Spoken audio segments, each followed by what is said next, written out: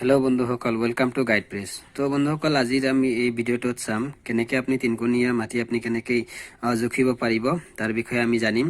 তো ধৰি লওক আপোনাৰ মাটিখিনি এনেকুৱা আছে, তো এনেকুৱা মাটি আপুনি কেনেকৈ জুখিব পাৰিব, তো সেইটো বিষয়ে আজি আমি জানিম। তো যেনে আপুনি আগৰ ভিডিঅ'টোত চাইছে আমি চাৰিকোণীয়া মাটি হ'লে সেইটো আমি কেনেকৈ জুখিব পাৰোঁ আগৰ ভিডিঅ'টোত আপুনি পাই যাব, ডিছক্ৰিপশ্যন বক্সতো আপুনি পাই যাব। তাৰ পৰা আপুনি কিছু নলেজ ল'ব পাৰে, যদি আপুনি খোজে মই ডিছক্ৰিপশ্যন বক্সত দি দিম, তাৰ পৰা আপুনি ক্লিক কৰি সেইটো আপুনি চাই ল'ব পাৰে। তো তাৰ পিছত মই কমেণ্ট পোৱাৰ পিছত আপোনালোকৰ কমেণ্ট অহাৰ পিছত মই এইটো ভিডিঅ' বনাই আছোঁ। তো আজি আমি চাম এই তিনিকোণীয়া মাটি কেনেকৈ জুখিব পাৰে। তো ইয়াতে আমি বাকী ডিটেইলছ নকওঁ, বাছ আপুনি তিনিকোণীয়া মাটিখিনি কেনেকৈ জুখিব পাৰিব সেইটো বিষয়ে মই জনাই দিম। তো ধৰি লওক আপোনাৰ মাটিখিনি এনেকুৱা আছে। তো ইয়াতে আপুনি কি কৰিব, মই এইখিনি মাপি লৈছোঁ। ধৰি লওক এইটো এটা মাটি, মই খাতাতে বুজাই দিছোঁ, এইটো খাতা কলমতে মই বুজাই দিছোঁ, কিন্তু ধৰি লওক আপোনাৰ মাটিখিনি এনেকুৱা আছে। তো এইটো কাষত ধৰি লওক আপোনাৰ মাটি আছে ইয়াতে 80 ফুট ইয়াতে আছে, বা এতিয়া মই এইটো মই অসমীয়া দি দিছোঁ, এইটো 40 ফুট দি দিওঁ, ইয়াতে 40 ফুট, এইটো মই 40 ফুট বুলি দিছোঁ। তো 40 ফুট আৰু এইটো কাষত আছে আপোনাৰ 70 ফুট আৰু এইফালে আছে আপোনাৰ 50 ফুট। তো আপোনাৰ মাটিখিনি এনেকুৱাকৈ আছে। তো এইটো আপুনি কেনেকৈ জুখিব পাৰিব মই এইটোকে বুজাই দি আছোঁ। তো মই মাটিখিনিটো দুটা ষ্টেপত মই বুজাই দিম, প্ৰথমতে এটা পিছত আন এটা মই দুটা আপোনাক ট্ৰিক দিম। দুটা ট্ৰিকত আপুনি গম পাব পাৰিব। আপুনি এইটো যদি এবাৰ যদি চাই আপুনি কেতিয়াও নাপাহৰে, মই এবাৰ বুজাই দিলে আপুনি কেতিয়াও নাপাহৰে এইটো। তো এটা এটাকৈ মই দুইটা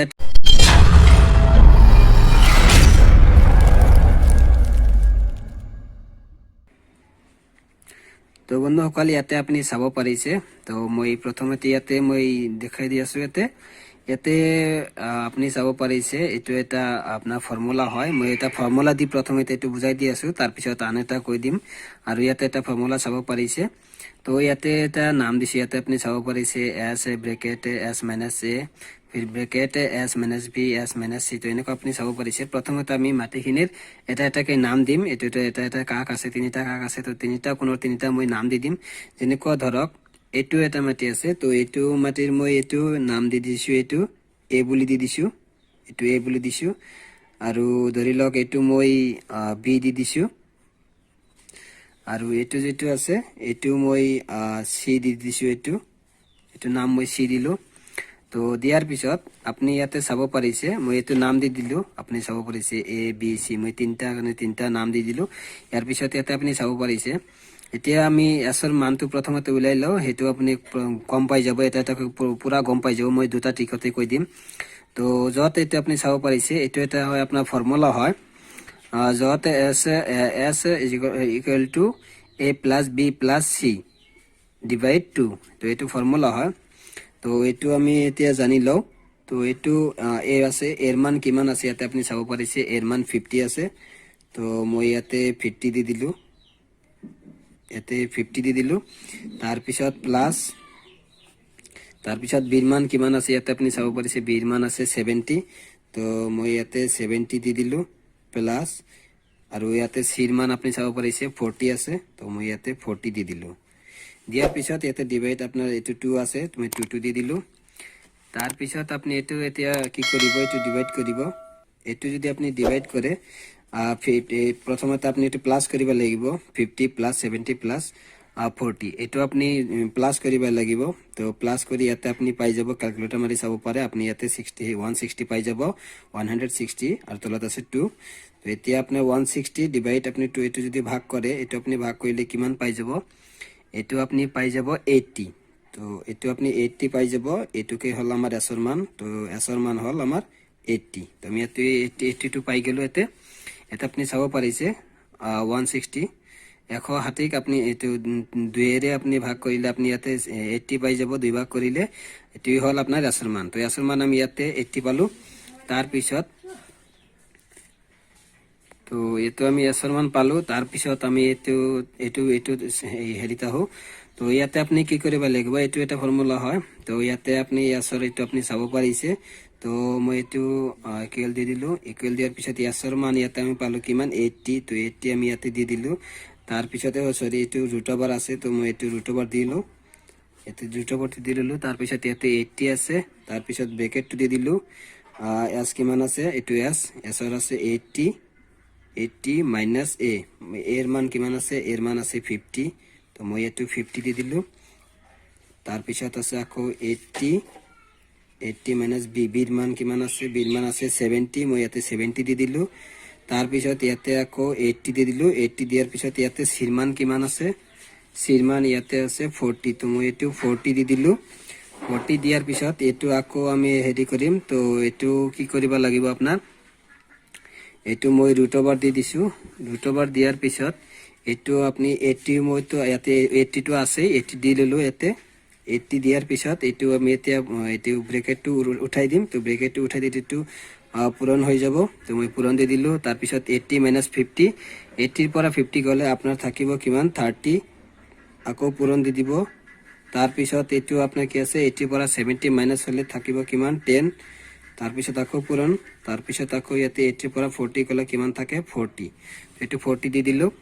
দিয়াৰ পিছত এইটো যদি আপুনি যদি পূৰণ কৰে, এইটো পূৰণ কৰিলে আপুনি কিমান পাই যাব, আপুনি পাই যাব 9,60,000, এইটো আপুনি পাই যাব 9,60,000, 9,60,000 আপুনি ইয়াতে পাই যাব। পোৱাৰ পিছত এইটো ৰুট ওভাৰ আছে। এইটো যদি আপুনি যদি 9,60,000 যদি আপুনি যদি এইটো যদি ৰুট ওভাৰ দি দিয়ে, আপুনি যদি ক্যালকুলেটৰত এনেকৈ যদি টাইপ কৰে আপোনাৰ ৰুট ওভাৰ, তাৰপিছত যদি আপুনি যদি 9,60,000 যদি আপুনি ইয়াতে যদি লিখি দিয়ে, এইটো যদি আপনি লিখি দিয়ে, তেনেহলে আপনি ইয়াতে মান কিমান পাব, এইটো পাব আপুনি 979 পাই যাব। আপনি ইমান পাই যাব 979, আকৌ 79, আপনি এনেকুৱাকৈ পাই যাব, ইমান পাই যাব। এইটো হল আপনার বর্গ ফুটত আপনি পাই গেলে, এইটো আপনার পালে বর্গ ফুট, এটা আপনি বর্গ ফুটত পাই গেলে। এতিয়া আমি জানো, আমি কি জানো, আমি জানো যে 144 বর্গ ফুট সমান কিমান হয় 1 লেচা। তো 144 বর্গ ফুটত 1 লেচা হয়। তেনেহলে আপনার এইটো কিমান হ'ব, তো গতিকে ইয়াতে আমি লিখি ললো, গতিকে আপনার ইয়াতে কিমান আছে 9। আপনি জানে যে আপনার 1 লেচাত কিমান, 20 লেচাত 1 বিঘা হয়, 4-5 কটাত আপনার 1 বিঘা হয়।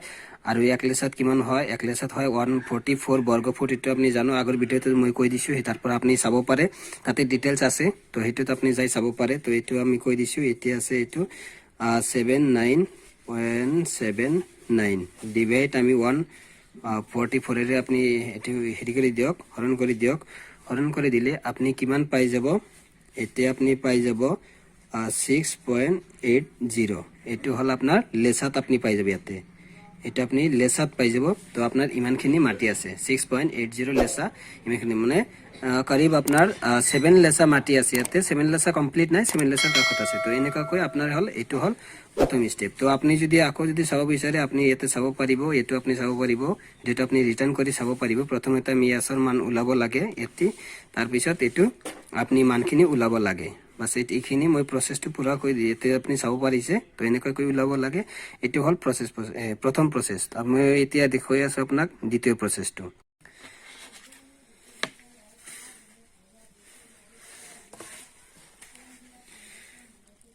মই ধৰি লৈছো, এইখিনি আপনি চাব পাৰিছে। ইয়াতে আপনি চাওক, আপনাৰ মাটিখিনি ধৰক এনেকুৱা আছে, আপনাৰ মাটিখিনি এনেকুৱা আছে। মই এইখিনি ঢাকি দিলো।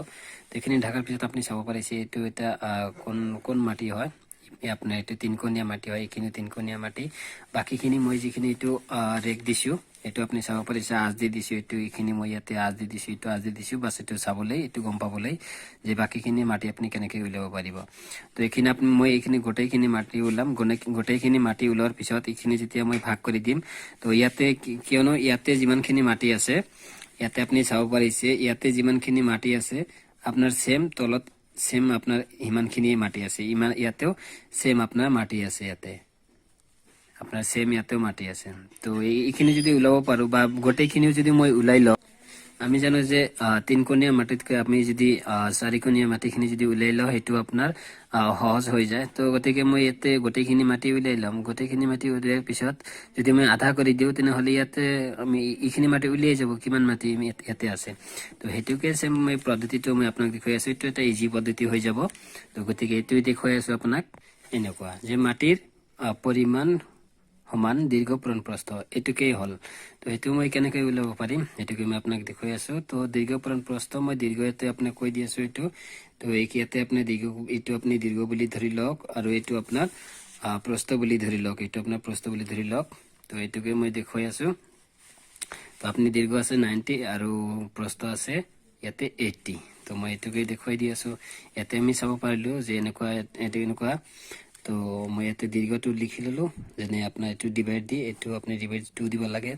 তো এইটোকেই মই কৰি ল'লোঁ যে দীৰ্ঘ বোলে কিমান আছে 90 আৰু এইটো কিমান আছে পূৰণ এইটো আছে 80 ডিভাইড ইয়াতে 2 আছে।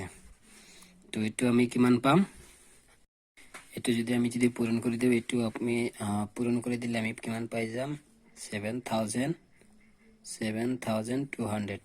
তো ইমান নাম পাই যাম। তো ইমান পোৱাৰ পিছত আপুনি কি কৰিব, এইটো ডিভাইডটো ইয়াতে আছে। তো ডিভাইডটো ইয়াতে থাকিবই। তাৰপিছত ইয়াতে আহক, তলত অহাৰ পিছত এইটো আপুনি ডিভাইড কৰি দিব। এইটো ডিভাইড কৰি দিলে ভাগ কৰি দিলে আপোনাৰ ইয়াতে কিমান ওলাই যাব, আপোনাৰ ওলাই যাব ইমান। আপুনি কেলকুলেটাৰ মাৰি চাব পাৰে, ইমান ওলাই যাব 3600 ওলাই যাব। তাৰপিছত আপুনি এইটো কি কৰিব, আমি জানো যে এইটো আমি এইটো বৰ্গ ফুটত ওলাল। এইটো বৰ্গ ফুট, এইটো আপোনাৰ বৰ্গ ফুটত ওলাল। বৰ্গ ফুট মই ইয়াতে লিখি দিলোঁ। তাৰপিছত এইটো কিমান বৰ্গ ফুট আমি জানো যে আমিতো অলৰেডিতো মই আপোনাক কৈয়ে দিলোঁ যে 144 বৰ্গ ফুটত হয় আপোনাৰ 1 লেচা। আপোনাক মই অলৰেডি কৈ দিছোঁ এইটো 1 লেচা হয়। তো আমি এইটো লেচাটো উলিয়াই ল'ম। তো এইটো মই 3600 মই ইয়াতে লিখি দিলোঁ ডিভাইড 144 লিখি দিলোঁ। এইটো লিখি দিয়াৰ পিছত ইয়াতে কিমান ওলাই যাব, এইটো যেতিয়া আপুনি মাৰি ল'ব ইয়াতে আপোনাৰ ওলাই যাব 25 আপনার লেসাত উলিয়াই যাব। এইটো হল আপনার একদমই সহজ পদ্ধতি। তো আমি জানো যে 20 লেসাত 1 বিঘা। তো ইয়াতে কিমান আছে, ইয়াতে আপনার মাটি আছে 1 বিঘা 5 লেসা মাটি আছে। ইয়াতে 1 বিঘা 5 লেসা মাটি আছে। তো এনেকৈ উলিয়াব পাৰিব। এইটো হল আপনাৰ সেকেন্ড পদ্ধতি। তো এনেকৈ আপনি উলিয়াব পাৰিব। তো হোপ আপনাৰ ভালোই লাগিছে। আৰু যদি আপনি ইচ্ছা কৰে তেনেহলে আপনি আগৰ ভিডিওটো চাব পাৰিব, তাতেও আপনাৰ বহুত ডিটেইলস আপনি পাই যাব। তাৰপৰে যদি এইটো চাই তেনেহলে আপনাৰ কাৰণে অলপ সহজ হ'ব। তো মই আপোনাকে ৰিকমেণ্ড কৰিম আপুনি সেইটো চাই তাৰ পিছতে এইটো চাওক, আপোনাৰ কাৰণে সহজ হৈ যাব, আপুনি ডিটেইলসখিনি জানিব পাৰিব। তো সো হোপ आपको ভিডিওটো ভালোই লাগিছে। যদি ভালোই লাগিছে তেনেহলে আপনি লাইক কৰি দিব আৰু আমাৰ কাষত থাকিবলৈ আমাৰ চেনেল গাইড প্ৰেছটো আপনি সাবস্ক্ৰাইব কৰি দিব। আৰু কিবা যদি আপোনাৰ সুধিব লগা আছে নহবা কিবা যদি ডাউট আছে আপনি আমাৰ কমেন্ট বক্সত কমেন্ট কৰি আপনি আমাক জনাব পাৰিব। তো আজিৰ কাৰণে ইমানেই। Thank you. জয় হিন্দ।